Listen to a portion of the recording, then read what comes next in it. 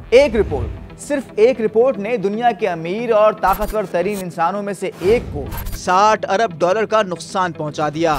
सिर्फ यही नहीं बल्कि अमीर तरीन इंसानों की फहरिस्त से भी निकाल बाहर किया। और ये सब कुछ महीनों या सालों में नहीं, एक हफ्ते के अंदर अंदर हुआ। ये कहानी है गौतम अडानी की, जिन पर अमेरिकी फर्म हिंडनबर्ग रिसर्च ने कॉर्पोरेट तारीख की सबसे बड़ी जालसाजी का इल्जाम लगाया है। अडानी ग्रुप के स्टॉक्स बुरी तरह गिर रहे हैं और अब तक ग्रुप को 108 अरब डॉलर से जायद का नुकसान हो चुका है। गौतम अडानी इस सब पर आग बगूला हैं और अपने ऊपर लगे इल्जामात को भारत पर हमला करार दे रहे हैं। जवाब में हिंडनबर्ग अपनी रिपोर्ट पर कायम है और कहती है गौतम अडानी खुद को भारतीय परचम में छुपा रहे हैं और कौम को लूट भी रहे हैं। मामला कुछ यूं है कि हिंडनबर्ग ने 2 साल की तहकीक के बाद 24 जनवरी को Adani group how the world's third richest man is pulling the largest con in corporate history नामी रिपोर्ट शाया की, जिसके मुताबिक अडानी ग्रुप स्टॉक मैनिपुलेशन और अकाउंटिंग फ्रॉड में मुलव्विस है। ग्रुप के फाउंडर और चेयरमैन गौतम अडानी की कुल दौलत तकरीबन 120 अरब डॉलर है, जिसमें से तकरीबन 100 अरब डॉलर का इजाफा पिछले 3 सालों में हुआ।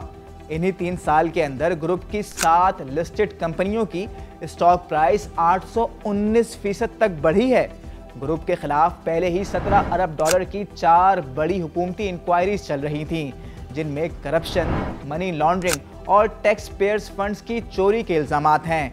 ग्रुप के 22 में से 14 अहम अरकान अडानी के घर वाले ही हैं और मुबैना तौर पर इन लोगों ने बेनामी ऑफशोर कंपनीज बनाकर जाली इंपोर्ट एक्सपोर्ट जाहिर की हैं। गौतम अडानी के छोटे भाई राजेश अडानी पर डायरेक्टरेट ऑफ रेवेन्यू इंटेलिजेंस ने डायमंड ट्रेडिंग के नाम पर आर्टिफिशियल टर्नओवर दिखाने का इल्जाम लगाया था और वो 2 मरतबा गिरफ्तार भी हुए थे, लेकिन इससे उनकी तरक्की पर कोई फर्क नहीं पड़ा और वो ग्रुप के मैनेजिंग डायरेक्टर बन गए। हिंडनबर्ग ने मॉरिशस में 38 ऐसी कंपनीज ढूंढ निकाली हैं जिन्हें गौतम अडानी के बड़े भाई विनोद अडानी कंट्रोल करते हैं।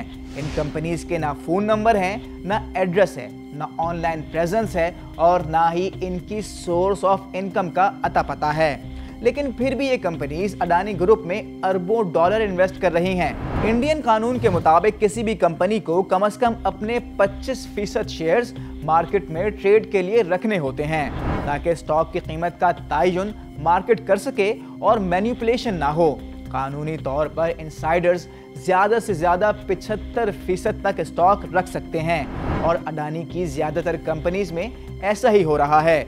लेकिन इल्ज़ामात के मुताबिक बेनामी ऑफशोर कंपनीज के जरिए इजाफी 10% तक स्टॉक्स भी कंट्रोल किए जा रहे हैं। पब्लिक स्टॉक्स को खुफिया तौर पर कंट्रोल करने से प्राइस मैनिपुलेशन की जा सकती है। अडानी ग्रुप की 7 कंपनीज की तकरीबन 600 सब्सिडीज हैं और इतने बड़े ग्रुप को शाह धंधारिया नामी इंडिपेंडेंट कंपनी ऑडिट करती है।